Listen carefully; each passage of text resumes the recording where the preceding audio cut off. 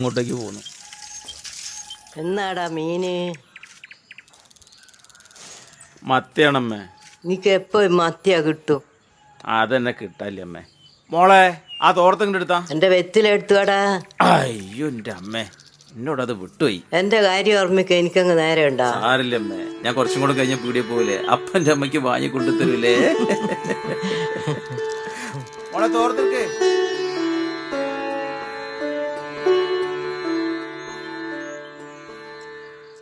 എന്താടോ ഒരു പരുങ്ങല്? അത് പ്രോഗ്രസ് കാർഡ് കിട്ടി അച്ഛാ. ആണോ? മാർക്കൊക്കെ എങ്ങനെയാ മോളെ? മുഴുവനും A+ ആണ് അച്ഛാ. ആണോ? നല്ല മിടുക്കി കുട്ടിയാട്ടോ. പക്ഷെ ഒരു പ്രശ്നമുണ്ട് അച്ഛാ. എന്താ? നാളെ കോണ്ടാക്ട് ഡേയാ. പ്രോഗ്രസ് കാർഡ് ഒപ്പിടാൻ അച്ഛൻ തന്നെ ചെല്ലണമെന്ന് ടീച്ചർ പറഞ്ഞു. അതിനെന്താ, അച്ഛൻ വരാലോ. ഓ, നിങ്ങൾ അവിടെ ചെന്നിട്ട് എന്ത് ചെയ്യാനാ? പോരാത്തൻ ഇംഗ്ലീഷ് മീഡിയം സ്കൂള്. ഇംഗ്ലീഷിൽ എന്തെങ്കിലും ചോദിച്ചാൽ നിങ്ങൾ അവിടെ വായും പൊളിച്ച് നോക്കി നിൽക്കുകയുള്ളൂ.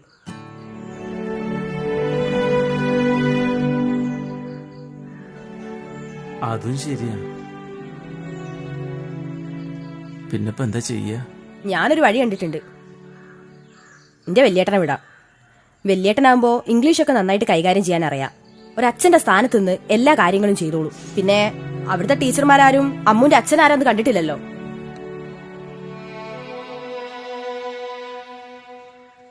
വേറെ പ്രശ്നമൊന്നുമില്ലെങ്കില്. എന്ത് പ്രശ്നം? അവിടുത്തെ ടീച്ചർമാരാരും നിങ്ങളെ കണ്ടിട്ടില്ല, വല്യേട്ടനെയും കണ്ടിട്ടില്ല. വല്യേട്ടൻ എല്ലാ കാര്യങ്ങളും അറിയാം. ഞാൻ എല്ലാ കാര്യം വിളിച്ചു പറയാം.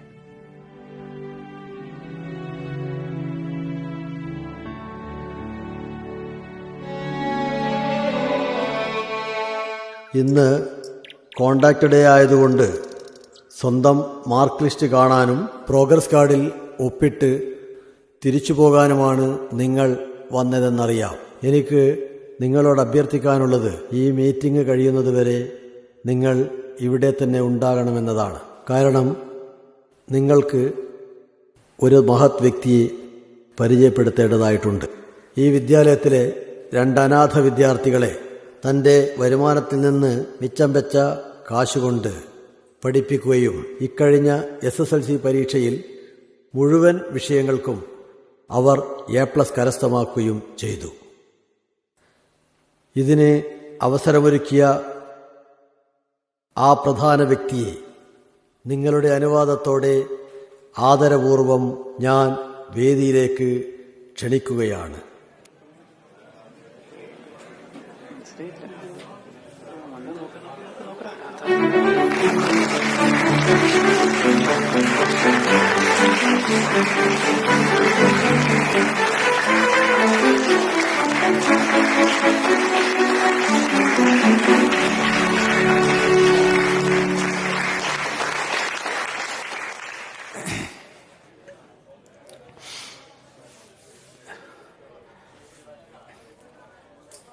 വേദിയിലിരിക്കുന്ന സാറന്മാരെ, എൻ്റെ മുൻപിലിരിക്കുന്ന കുഞ്ഞുങ്ങളെ, രക്ഷിതാക്കളെ, നമസ്കാരം.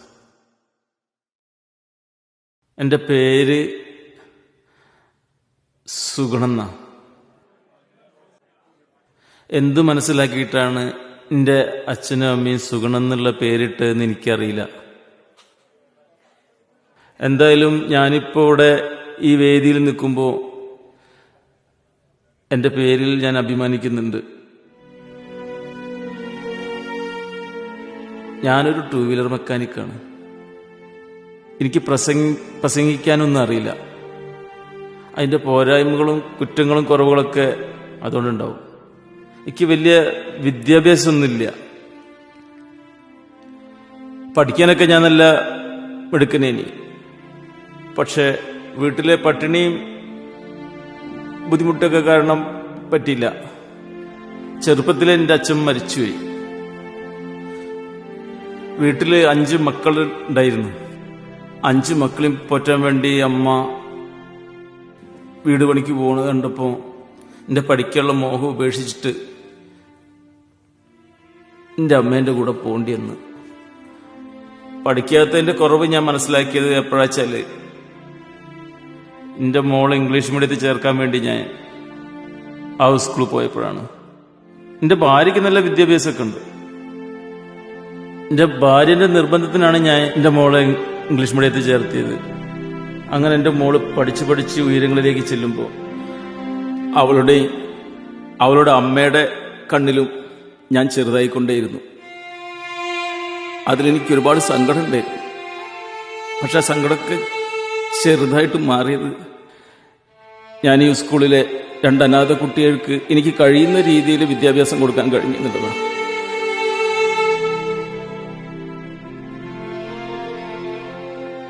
അതുമാത്രമല്ല, എൻ്റെ മോൾക്ക് പ്രോഗ്രസ് കാർഡിൽ ഒപ്പിട്ടെടുക്കാൻ ഭാഗ്യമില്ലാത്ത എനിക്ക് ഈ അനാഥ കുട്ടികൾ അവരുടെ അച്ഛൻ്റെ സ്ഥാനം തന്ന് അവരുടെ പ്രോഗ്രസ് കാർഡിൽ ഒപ്പിടാൻ തന്ന ആ ഒരവസരം എനിക്ക് വളരെ സന്തോഷമുള്ളതാണ്. 10 കൊല്ലമായി ഈ സ്കൂളിലേക്ക് എനിക്ക് വരാൻ പറ്റിയിട്ടില്ല. എൻ്റെ വിദ്യാഭ്യാസ കുറവ് കാരണം എൻ്റെ മകൾ അത് അനുവദിച്ചു തന്നിട്ടില്ല.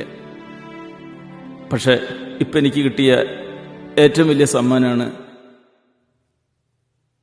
ഈ അനാഥ കുട്ടികളുടെ അച്ഛൻ്റെ സ്ഥാനം. മാത്രമല്ല, അവരെ പ്രോഗ്രസ് കാർഡിൽ ഒപ്പിടാൻ കിട്ടിയ ഒരവസരം. അല്ല, എനിക്കിത്രേ പറയാനുള്ളൂ. നമ്മളെല്ലാവരുടെയും ജീവിതത്തിൽ അച്ഛനും അമ്മയ്ക്കും നമ്മൾ നല്ല നിലയിലെത്തി ജോലി കിട്ടി അതിനുവേണ്ടി ഒരുപാട് കഷ്ടപ്പെടുന്നുണ്ട്. അവർ പല വേഷങ്ങളും കെട്ടാറുണ്ട്. മീൻകാരൻ്റെ വേഷം, അല്ലെങ്കിൽ തെരുവച്ചടക്കാരൻ്റെ, അല്ലെങ്കിൽ എന്നെപ്പോലെ ഒരു വർഷാപ്പണിക്കാരൻ്റെ കരിയും പോയും നിറഞ്ഞ ജീവിതം. പക്ഷെ എത്ര വേഷം കിട്ടിക്കഴിഞ്ഞാലും അതൊക്കെ നാളെ നിങ്ങൾക്ക് വേണ്ടിയിട്ടുള്ളതാണെന്നുള്ളൊരു ചിന്ത നിങ്ങളുടെ മനസ്സിലുണ്ടാവണം. നാളെ നിങ്ങൾക്കൊരു ജോലി കിട്ടി, നല്ല ശമ്പളം കിട്ടി, നല്ല ഉടുപ്പുകളൊക്കെ ഇട്ട് ആ ശമ്പളം നിങ്ങൾ അച്ഛനെ ഏൽപ്പിക്കുന്നതിലല്ല നിങ്ങളുടെ സന്തോഷം. കീറിപ്പറഞ്ഞ വസ്ത്രമാണെങ്കിലും മുഷിഞ്ഞതാണെങ്കിലും ആത്മാഭിമാനത്തോടെ സന്തോഷത്തോടെ അതാണ് എൻ്റെ അച്ഛൻ എന്ന് പറയുന്നതിലാവണം. ഇന്നൊരുപാട് സന്തോഷവും സങ്കടമുള്ള ദിവസമാണ്. അതുകൊണ്ട് തന്നെ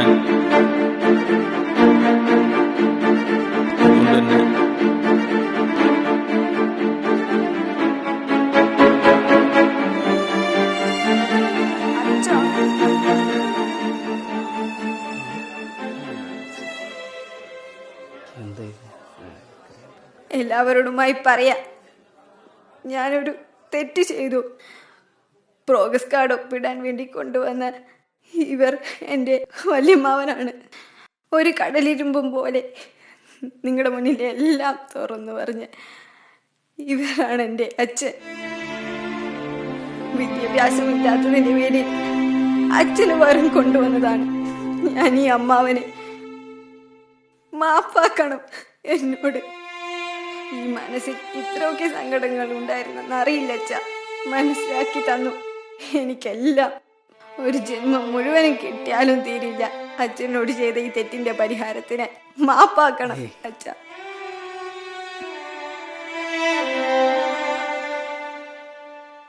ആർക്കും മനസ്സിലാക്കാൻ പറ്റിയില്ലല്ലോ സൂണറിന്, എൻ്റെ പെങ്ങക്ക് പോലും. അവൾക്ക് വേണ്ടി പൊറുക്കണം എന്നോട്.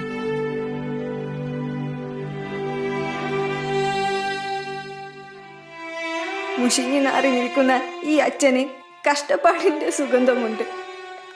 അതാണ് എനിക്കിഷ്ടം. ലോകം മുഴുക്കി കേൾക്കണം ഈ ശബ്ദം. ഇതാണ് എൻ്റെ അച്ഛൻ, ഇതാണ് എൻ്റെ അച്ഛൻ.